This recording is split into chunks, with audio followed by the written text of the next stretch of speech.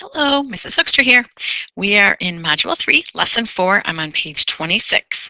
Writing products as sums and sums as products. This is kind of a part 2. We did Lesson 3 yesterday, and now we're doing Lesson 4.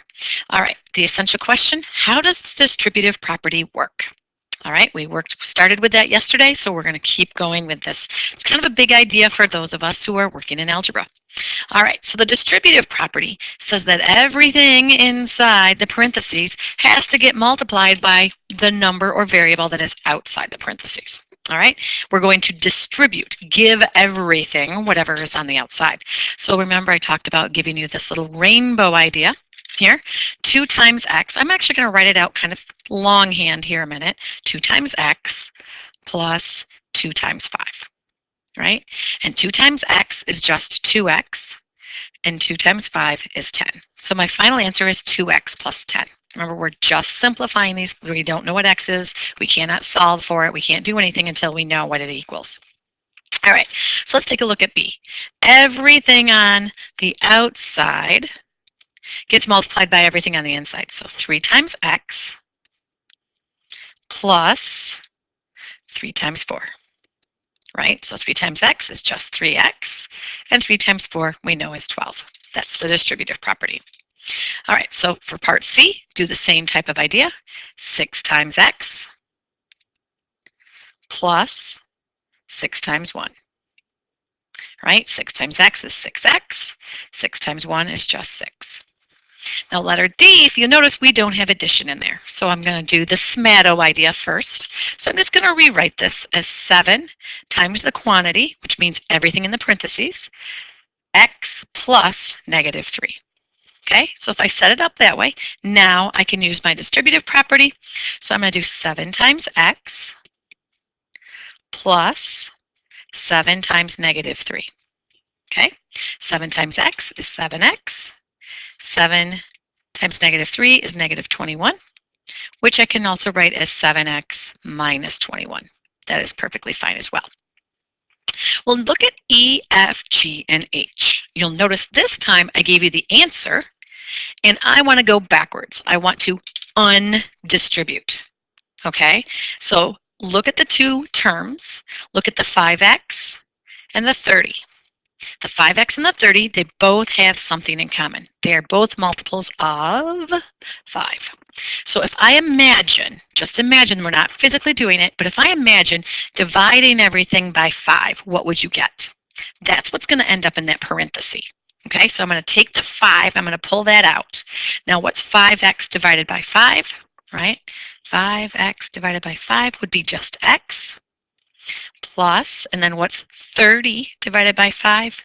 Well, that would give me my 6. That's where I'm getting those terms, but I'm not physically actually doing any division, but that's how I'm processing and going backwards. Okay, so we're undistributing. You know, it's like I handed out papers to everybody in class, and all of a sudden I went, oh no, those are the wrong papers, and I take them all back from you, right? So take a look at F. F, what do both terms have in common? They are both multiples of 2. They are multiples of 4, but they are also both multiples of 8. I want to find that biggest one that they have in common, so I'm going to pull out the biggest factor. Okay, so 8x divided by 8 is just x, and 8 divided by 8 is just 1. Okay, so I'm pulling out, I'm dividing everything by 8, and whatever that is, I end up putting over here. All right, take a look at G. So for letter G, I have a 3x and I have a 12. They are both multiples of 3. So now I take 3x and divide by 3, and I get just x minus, or I could say plus negative, and then 12 divided by 3 is 4. Okay? Last one, 15x and 20. They are both multiples of 5. So I'm going to pull the 5 out. What's 15 divided by 5? Well, that's 3x. Plus 20 divided by 5 is 4. And if you want, you can check by actually doing it back, right? 5 times 3x is 15x. 5 times 4 is 20. Sure enough, that's where I was a minute ago. All right, I want you to go ahead and hit pause. I would like you to actually try the next 5 problems on your own. Yes, you have to go to the top of the page. Okay, hit pause. and do the next 5. All right, so on the first one, I noticed that both of my terms are multiples of 8, so I factored out or undistributed the 8, and I'm left with 9t plus 1, because 8 times 9 is 72, and 8 times 1 is 8. Right, work it backwards. So 55a plus 11, they're both multiples of 11, so I factored out or undistributed the 11, and I have 5a plus 1 left inside my parentheses. That's what I have left after I pull out the 11. All right, 36z plus 72, they're both multiples of 36. Now, some of you may have said 9, and that's fine, but I'm looking for the largest factor that they have in common. So I'm going to pull out the 36, and I have z plus 2. All right, so then onto the next page. This next one was definitely hard because you had to kind of know what those factors are. They're actually both multiples of 3. So I factored out a 3, and 3 goes into 144 48 times. So I have 48q minus 5. That one was definitely hard if you didn't know that to look for the 3. However, the next one, 3r plus 3s, they're both multiples of 3. So I factored out the 3, and I have r plus s on the inside. Okay, fix those if you need to. I'm going to keep going. So example 2. Okay, so remember yesterday, or in the last lesson, we were working with the numbers on the outside of the rectangle, and then found the answers on the inside. Well, now I'm taking the numbers out in the inside and finding the answers for the outside, right? I have the area, now I'm trying to find what was the length and the width. So if you take a look at the 3 numbers that are given to you in here, 2x, 12y, and 8, what do you notice? They're all multiples of what? Whatever they are all multiples of, that they all have in common, I'm going to put that here on the left-hand side. So I'm going to put that there. They're all multiples of 2. So then say 2 times what gives me 2x? Well, that would have to be x. Actually, I'm going to change that color. So if you're working in color or you're highlighting, maybe highlight the 2 in one thing and the x in a different, or just work with different colors. So that's x.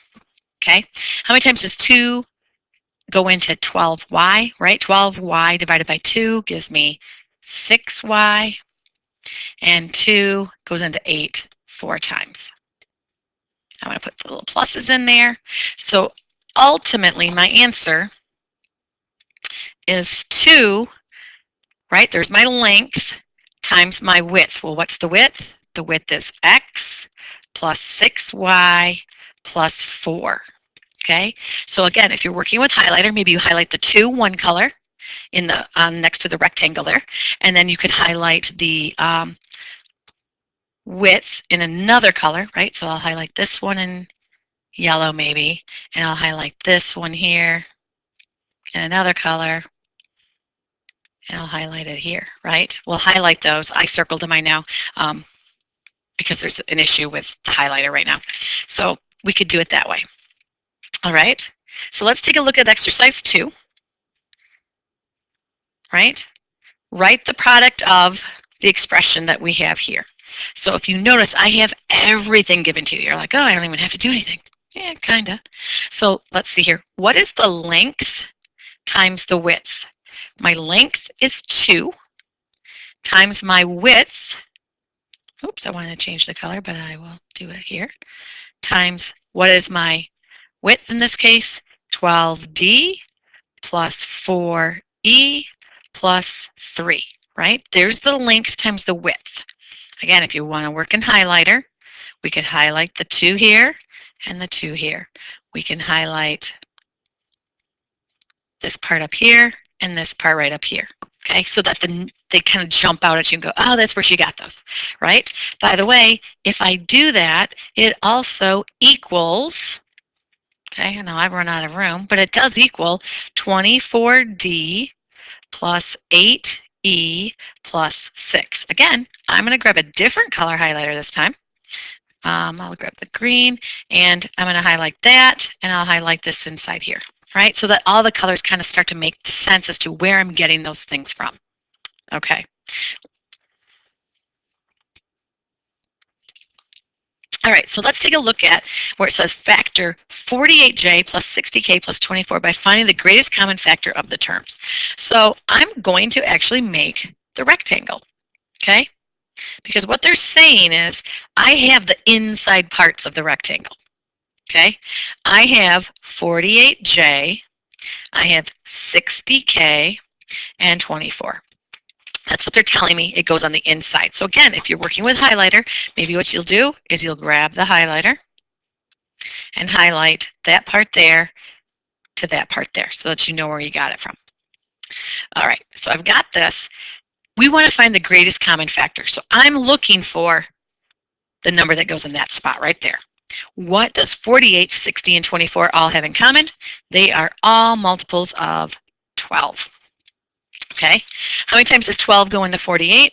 48 divided by 12 is 4, and then there's the letter J, so 4J, plus, and then I've got 12 goes into 60K, how many times? It goes in there 5K, plus 12 goes into 24, how many times? 2 times, okay? And that's how we find those answers. So when I am done, I have 12 times 4J plus 5K plus 2. Again, maybe what you want to do is grab your highlighter, highlight the different parts, right? You're like, okay, there's the 12, there's the 12. The part up here is that part right there, so that they all start to make sense, especially for those of you who are visual learners, that seeing those colors kind of make it make sense to you. Please do that, okay? All right, top of page 28. What I want you to do on page 28, what we're going to do is we're going to hit pause here a second, but listen to my directions. I want you to pick one from each column. Pick one from each column. So I want you to pick one of the ABC.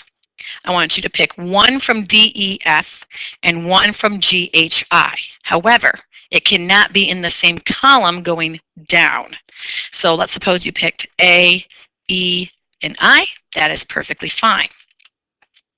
Okay, you could pick B, D, and I. Okay, just pick one from each column and see if you get the same answer I do. I will have them all done. You do not have to do all of them. All right, so here's my whole page. Remember, you only had to pick one from every column. So I would recommend you hit pause here a moment, check your answers to mine. On the first 3, I did prove that they were equivalent to each other, and then the last ones I did not. I just rewrote them. Definitely the final column, column C, F, and I, were the harder ones. So pay attention to how I figured those out. Go ahead, hit pause, fix them, check them. I don't know which ones you did and which ones I did, so do that for a moment, hit pause. Okay, so I'm going to move on. Example 3, a new miniature golf and arcade opened in town. Woohoo, sounds like fun. For convenient ordering, a play package is available to purchase. It includes 2 rounds of golf and 20 arcade tokens, plus $3 off the regular price. That's kind of nice. There's a group of 6 friends purchasing this package. Let G represent the cost of golf and T represent the cost of a token. I'm going to just jot that down. G equals golf. T equals token, just so I can remember what my variables are. Explain how each expression describes the situation in a different way.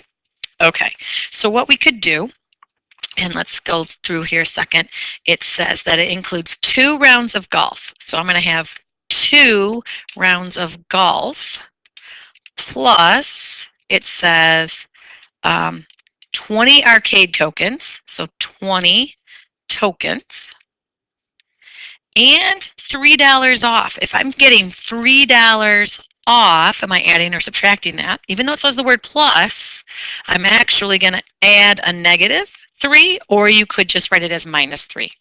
Okay? And it says that we are doing this for how many people? We have 6 friends who are doing this. So I could take all this, I could say, all right, I'm going to pay for everybody, right? So I'm going to multiply that all by 6. Right? This represents, because it wants to know, what does this mean? This represents that I am going to buy 6 combos. Right? I'm buying 6 of this. My birthday, I've got friends, right? Me and my 5 friends are going to go out and we're going to do this. So I'm going to buy 6 combos. So I'm going to pay for it all. Okay, well, let's suppose instead we're not going to do that. Each person individually is going to buy their own because it's not my birthday and we're just going to all meet up with each other. Okay, so I could use the distributive property. Okay, I could distribute this. I know it might be a little hard to see that yellow, but I could distribute that 6, right? I could do 6 times 2 and get 12G plus 6 times 20. You know what? I'm going to write that 6 times 2G plus 6 times 20T plus 6 times negative 3. So I get 12G. Then I get what? Ooh, 120T because I'm going to get 120 tokens, right? That's what it's saying. Plus 6 times 3 is negative 3 is negative 18. Right? This is the grand total if we bought them separately. Okay? This is just the total of whatever I have. All right, so that's how we can use that. 2 different ways to rewrite it. Just depends on what the situation is. All right, example 4. What is the opposite of 2? Right, this kind of goes back to module 2. What is the opposite of 2? So the opposite of 2 is negative 2, right? I can rewrite that, right, as negative 1 times 2, couldn't I? Couldn't I just say that's negative 1 times 2? Okay, so that is a little way to deal with ones and kind of deal with those negatives if we need to. All right, what are 2 mathematical expressions that represent the opposite, catch that, opposite of 2a plus 3b? Well, let's start off with saying opposite of 2a plus 3b. It's just like the negative 2 or the opposite of 2 a minute ago. It's just now that it's this whole entire expression. But remember, 2a plus 3b is actually a number. We just don't know what it is yet. It just kind of looks like a weird little thing, but it's a number. Well, a minute ago, I rewrote the one above it as negative 1 times 2. So I'm going to do it as negative 1 times 2a plus 3b. And we can use the distributive property and distribute this. All right, so if I distribute that, I now have negative 1 times 2a plus negative 1 times 3b. All right, well, I can just now multiply this across, and so I really end up with negative 2a plus negative 3b. Okay, and basically that's what this whole next thing is asking you to do. All right, pretty easy, straightforward. All right, I would like you to hit pause, and I would like you to try to do the exact same thing on this one. Do what I just did a second ago. I want you to hit pause and see what you get. All right, here's what I have. So I put the negative out front of the whole entire thing, negative 6b plus 1, right? The opposite of negative 6b plus 1. I rewrote it as negative 1 times negative 6v plus 1, that whole thing.